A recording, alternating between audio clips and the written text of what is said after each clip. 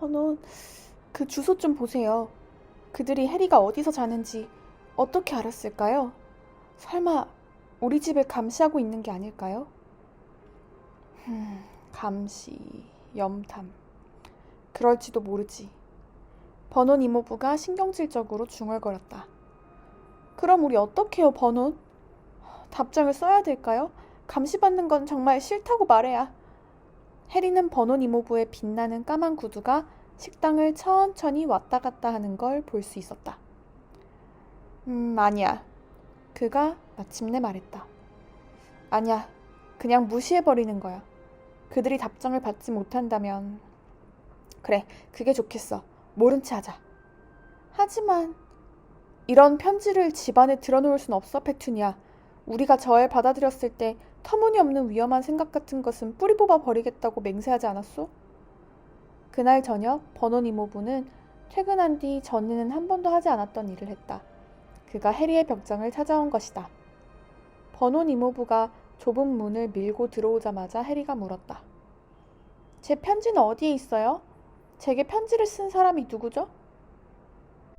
아무도 아니야. 잘못 온 거야. 그래서 태워버렸다. 버논 이모부가 짤막하게 대답했다. 절대로 잘못 온 게 아니에요. 제 벽장으로 온 거라고요. 해리가 화가 나서 말했다. 조용히 해!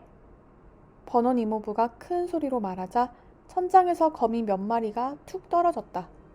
그는 심호흡을 몇 번 한 뒤 아주 고통스러워 보일 정도로 억지 미소를 지어 보였다. 그래 해리야. 이 벽장에 대해선 말이야.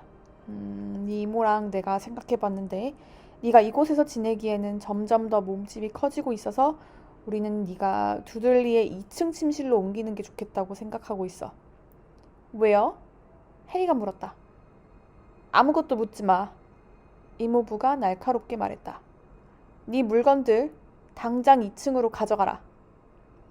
더즐린의 집에는 방이 4개 있었다. 하나는 버논 이모부와 페투니아 이모의 방이었고 하나는 손님, 대개 버논의 누인 마지의 방이었으며 하나는 두들리의 침실이고 나머지 하나는 두들리가 모든 장난감과 자기 침실에 들어가지 않는 물건들을 놓아두는 방이었다. 그러나 해리는 짐이 어찌나 없었던지 단 한 번 왔다 갔다 하자 벽장 물건들이 다 옮겨졌다. Vernon? Aunt Petunia was saying in a quivering voice. Look at the address. How could they possibly know where he sleeps? You don't think they're watching the house? Watching, spying, might be following us, muttered Uncle Vernon whitely. But what should we do, Vernon? Should we write back? Tell them we don't want. Harry could see Uncle Vernon's shiny black shoes pacing up and down the kitchen. No, he said finally. No, we'll ignore it. If they don't get an answer, yes, that's best. We won't do anything. But I'm not having one in the house, Petunia. Did we swear what we took him in would stamp out that dangerous nonsense? That evening, when he got back from work, Uncle Vernon did something he'd never done before. He visited Harry in his cupboard. Where's my letter? Said Harry, the moment Uncle Vernon had squeezed through the door. Who's writing to me? No one. It was addressed to you by mistake, said Uncle Vernon shortly. I had burned it. It was not a mistake, said Harry angrily. It had my cover on it. Silence, yelled Uncle Vernon, and a couple of spiders fell from the ceiling. He took a few deep breaths and then forced his face into a smile which looked quite painful. Yes, Harry, about this cupboard. Your aunt and I have been thinking. You're really getting a bit big for it. We think it might be nice if you moved into Dudley's second bedroom. Why? Said Harry. Don't ask questions, snapped his uncle. Take this stuff upstairs now. The Dursleys' house had 4 bedrooms, one for Uncle Vernon and Aunt Petunia, one for visitors, usually Uncle Vernon's sister Marge, one where Dudley slept, and one where Dudley kept all the toys and things that wouldn't fit into his first bedroom. It only took Harry one trip upstairs to move everything he owned from the cupboard to this room. 해리는 침대에 걸터 앉아 주위를 둘러보았다. 방에 있는 것은 거의 다 부서져 있었다.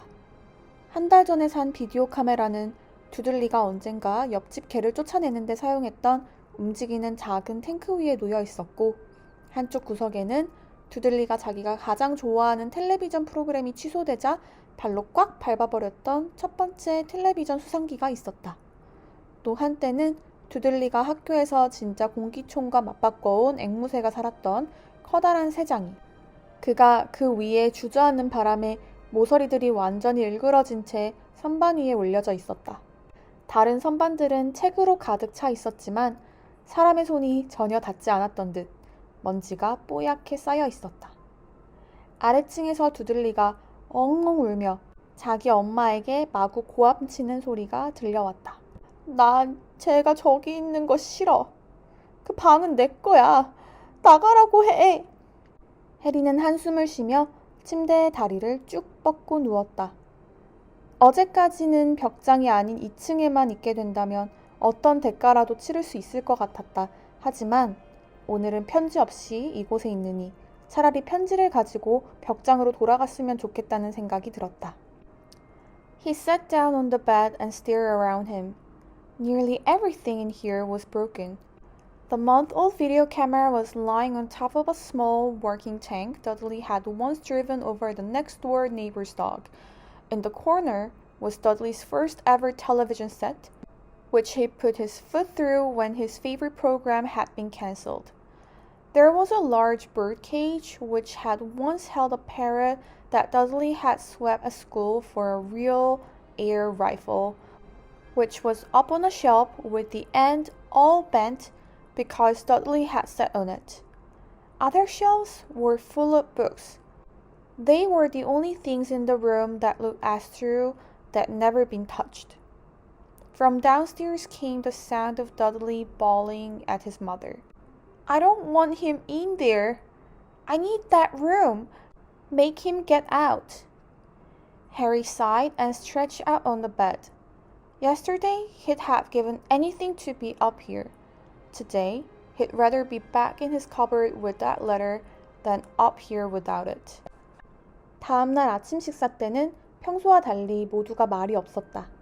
두들리는 소리도 질러보고 스멜팅 막대로 아버지를 세게 때리기도 하고 꾀병도 부리고 엄마를 발로 차고 자신의 거북이를 온실 지붕에 내동댕이 쳐보기도 했지만 방을 되찾지 못했기 때문인지 큰 충격을 받은 것 같았다.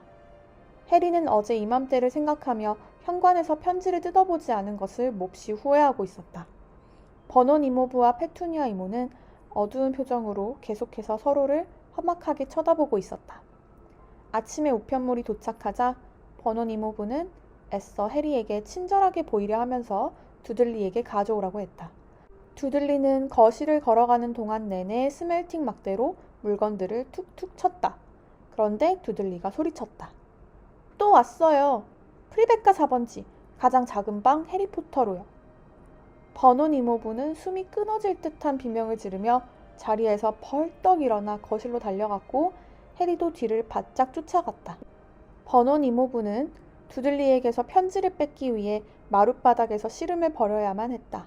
사실 그 몸싸움을 더 어렵게 했던 것은 해리가 버논 이모부의 목 주위를 붙잡고 있었기 때문이다. 모두가 스멜팅 막대로 엄청 얻어맞는 몇 분간의 혼란스러운 싸움이 벌어진 후에야 버논 이모부는 해리의 편지를 손에 움켜쥔 채 똑바로 일어서서 숨을 헐떡였다.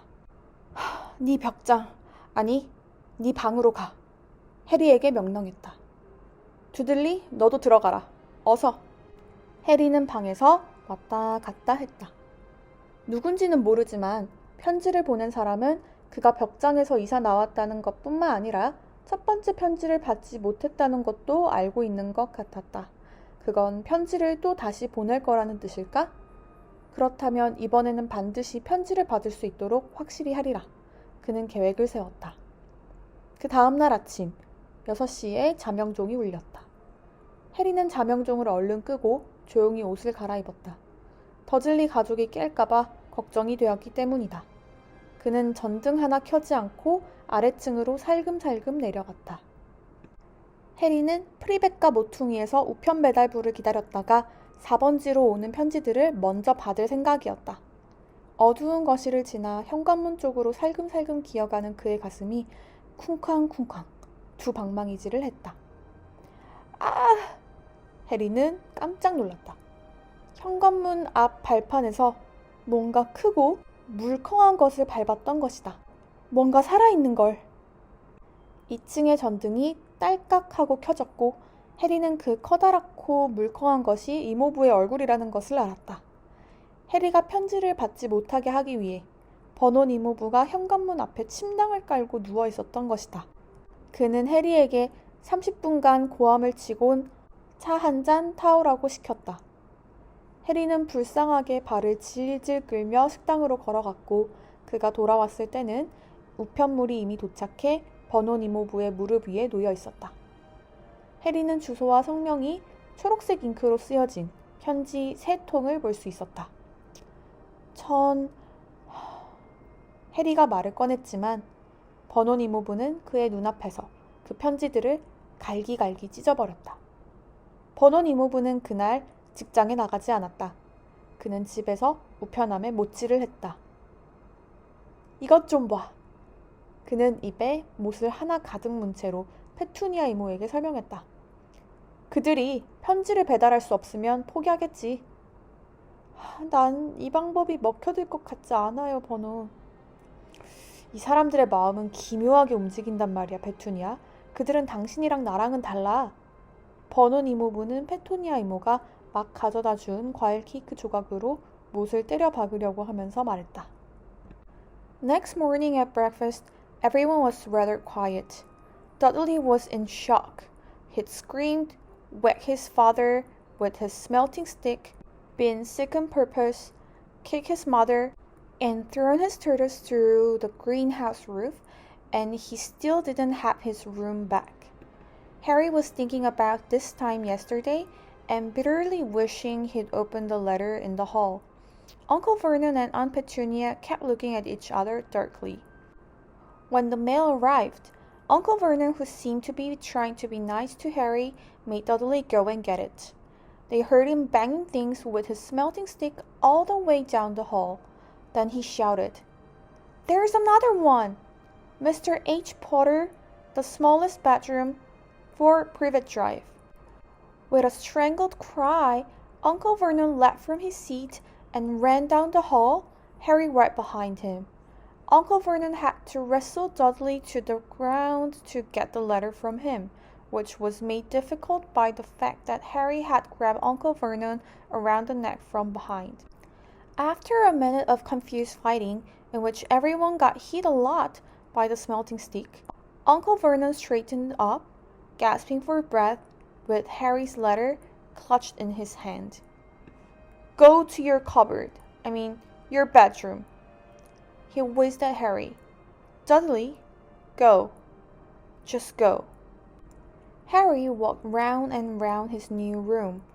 Someone knew he had moved out of his cupboard, and they seemed to know he hadn't received his first letter. Surely that meant they'd try again, and this time he'd make sure they didn't fail. He had a plan. The repair alarm clock rang at 6 o'clock the next morning. Harry turned it off quickly and dressed silently. He must not wake the Dursleys. He stole downstairs without turning on any of the lights. He was going to wait for the postman on the corner of Privet Drive and get the letters for number 4 first. His heart hammered as he crept across the dark hall toward the front door. Harry leapt into the air. He would trodden on something big and squashy on the doormat. Something alive! Lights clicked on upstairs, and to his horror, Harry realized that the big squashy something had been his uncle's face. Uncle Vernon had been lying at the foot of the front door in a sleeping bag, clearly making sure that Harry didn't do exactly what he'd been trying to do. He shouted at Harry for about half an hour and then told him to go and make a cup of tea. Harry shuffled miserably off into the kitchen, and by the time he got back, the mail had arrived right into Uncle Vernon's lap. Harry could see 3 letters addressed in green ink. "I want," he began, but Uncle Vernon was tearing the letters into pieces before his eyes. Uncle Vernon didn't go to work that day. He stayed at home and nailed up the mail slot. "See," he explained to Aunt Petunia through a mouthful of nails. "If they can't deliver them, they'll just give up." "I'm not sure they'll work, Vernon." "Oh, these people's minds work in strange ways, Petunia. They're not like you and me," said Uncle Vernon, trying to knock in the mail with the piece of fruit cake Aunt Petunia had just brought him.